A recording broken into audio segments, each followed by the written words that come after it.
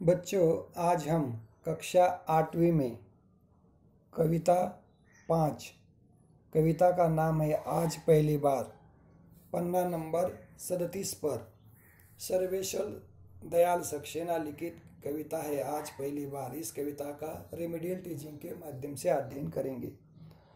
आज पहली बार थकी शीतल हवा ने शीश मेरा उठाकर चुपचाप अपनी गोद में रखा और जलते हुए मस्तक पर कांपता सा हाथ रखकर कहा। देखो, कविता में कवि ने बताया कि आज पहली बार मुझे शीतल हवा ने क्या किया, मेरा शीश उठाकर मुझे अपना सर अपनी गोदी में लिया और कहा, जलते हुए मस्तक पे हाथ रखकर कांपता सा हाथ रखकर क्या कहा। देखो सुनो, वो हवा कहती है लेखक को, मैं भी पराजित हूँ, यानी मेरा भी पराभव हुआ है। सुनो, मैं भी बहुत भटकी हूँ, मैं भी पर इधर उधर बहुत घूमी हूँ, भटकी हूँ। सुनो, मेरा भी नहीं कोई, और भटकते समय घूमते समय मुझे भी ऐसा लग रहा है कि मेरा भी इस दुनिया में कोई नहीं है।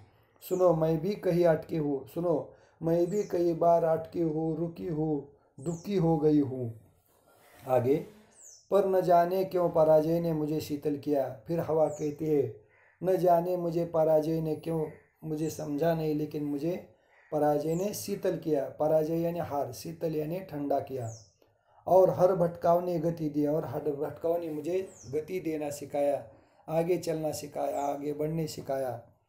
नहीं कोई था मेरे साथ आगे, इसी से सब हो गए मेरे। लेकिन पराजित होने के बाद भी मैंने शीतल हवा सभी को प्रदान की। भटकाव के बाद भी मैंने इधर उधर घूमना नहीं छोड़ा, आगे बढ़ने ते ही रही।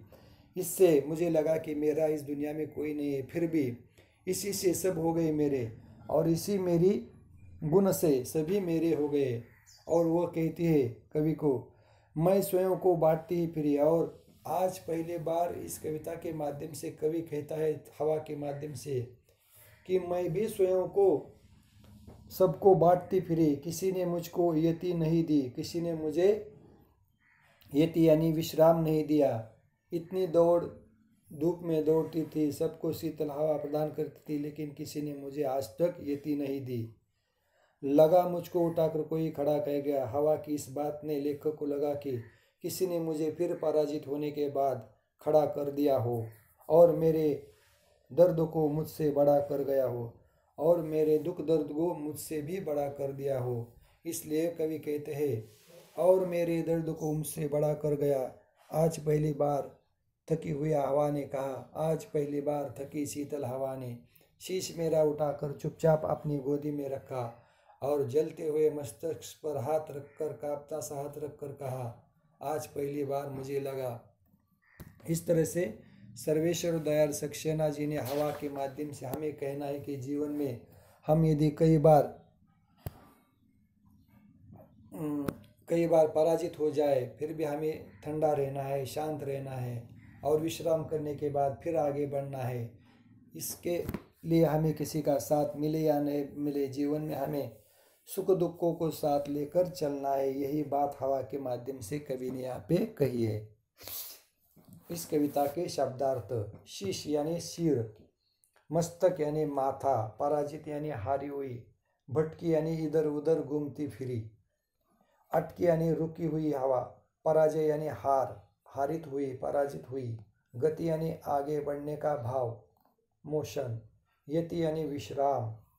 इसके बाद काव्य रूपी प्रश्नों को हम देखेंगे। इन प्रश्नों के उत्तर दे। एक, मौखिक प्रश्न क, आज पहली बार इस कवि का तात्पर्य है कि आज मुझे इस हवा ने बहुत कुछ सिखाया। मेरा कांपते हुए मेरे मस्तिष्क पर हाथ रखा और कहा, मुझे शीतल किया, ठंडा किया, और कहा उसने, मैं भी पराजित हुई हूँ, मैंने भी शीतल हुई हूँ। आज पहली बार कवि का तात्पर्य है कि आज पहली बार इस कविता के माध्यम से कवि हमें बताना चाहते हैं कि मेरा शीश उठाकर अपनी गोदी में रखते हुए कहा, जलते हुए मस्तक पर कांपता सा हाथ रखकर कहा, मैं भी पराजित हुई हूँ, शीतल हुई हूँ। 2, कवि को थकी शीतल हवा ने किस प्रकार सांत्वना दी। कवि को शीतल हवा ने इस प्रकार सांत्वना दी। शीश मेरा उठाकर चुपचाप अपनी गोदी में रखा और कहा, जलते हुए मस्तक पर कांपता सा हाथ रखकर कहा, मैं भी पराजित हुई, मैं भी दुखी हूँ। कवि किस बात से दुखी था? कवि इस बात से दुखी था कि वो पराजित हो गया था, इधर उधर भटक कर रुक गया था और उसे उठाकर खड़ा करने के लिए कोई नहीं था। वो खुद को अकेला मानता था।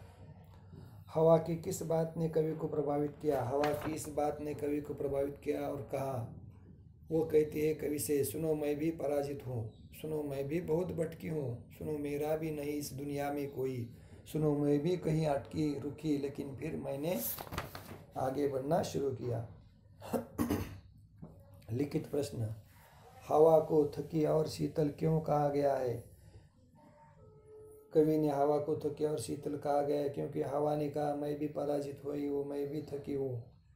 कवि कहता है कि हवा इधर उधर घूमकर थकी नहीं और वह सबको शीतलता देती फिरती रही, इसलिए यह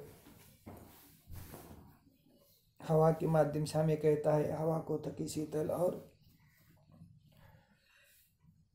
रुका हुआ कहा था।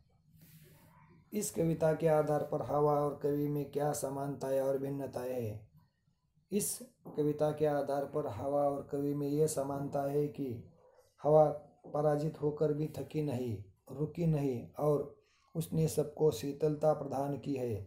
लेकिन कवि इधर उधर भटकाव के कारण थक जाता है, रुकता है, फिर हवा के माध्यम से प्रेरणा लेकर वो आगे बढ़ता है। पराजय और भटकाव से हवा में क्या परिवर्तन आया? कवि यहाँ पे बताते हैं कि पराजय से हवा ने शीतल किया और भटकाव से आगे गति मिली। हवा की बात का कवि पर क्या प्रभाव पड़ा और उसने क्या कहा? हवा ने कहा, मैं स्वयं को बांटती फिरी, किसी ने मुझको यति नहीं दी, यति यानी विश्राम नहीं दिया। इसका प्रभाव कवि पर पड़ा और उसने जीवन में कभी रुकना नहीं सीखा, आगे बढ़ना सीखा हवा से। इसलिए कहा गया, हवा ने आज पहली बार मुझे ऐसा लगा कि किसी ने मेरा सर रखकर गोदी में उठाकर मेरे मस्तिष्क पर हाथ रखा। आशय स्पष्ट करें, एक्सप्लेन इन योर वर्ड्स। सुनो मैं भी पराजित हूँ।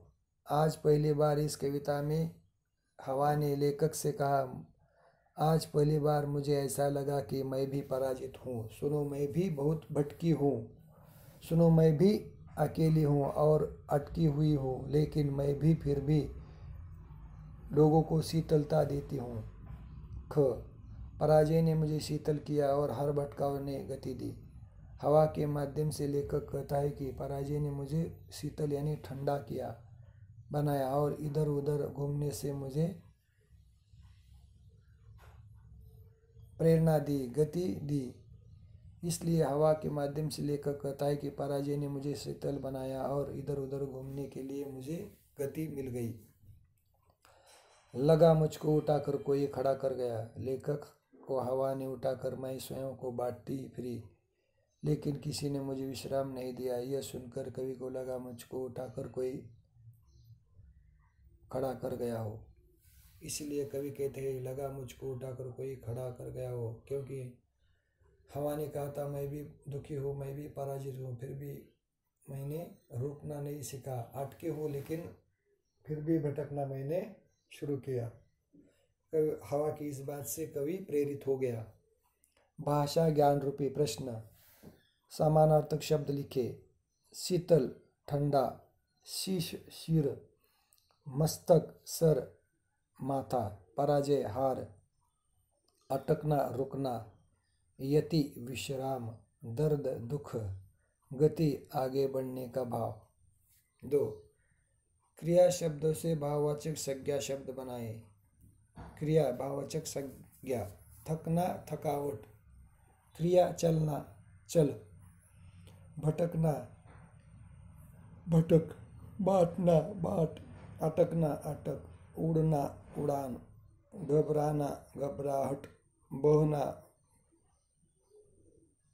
पानी के बहने की तरह। चिल्लाना चिल्लाहट, हंसना हंस, सजाना सजा, देना दे। बाई ओर लिखे शब्दों से शब्द परिवार बनाए। शीत शीतल, शीतकन, शीतोष्ण, शीत युद्ध, शीतकाल। जय जय, अजय, पराजय, पराजित, अजिंक्य। मान माननीय, सम्मान, अपमान, अवमान, मनाना। विश्वास अविश्वास, विश्व विश्वास पात्र, विश्वसनीय, विश्वसनीयता, अविश्वसनीय। कृपा कृपा पात्र, अवकृपा, कृपालु, दयालु, कृपान, कृपा सिंधु। शब्द परिवार का अर्थ है किसी मूल शब्द से नए शब्दों का निर्माण कर शब्द भंडार की वृद्धि करना। कुछ करने को आत्मविश्वास। विषय पर लगभग 100 शब्दों का अनुच्छेद अपनी कॉपी में लिखे। 2. सूर्य या वर्षा को आधार बनाते हुए स्वयं एक छोटी सी कविता लिखे। इन कुछ करने को इस माध्यम से इस कविता का अध्ययन करने के बाद अच्छा लेखन कीजिए और व्हाट्सएप के जरिए मुझे सेंड कीजिए। यहाँ पर रुकते हैं हम। धन्यवाद।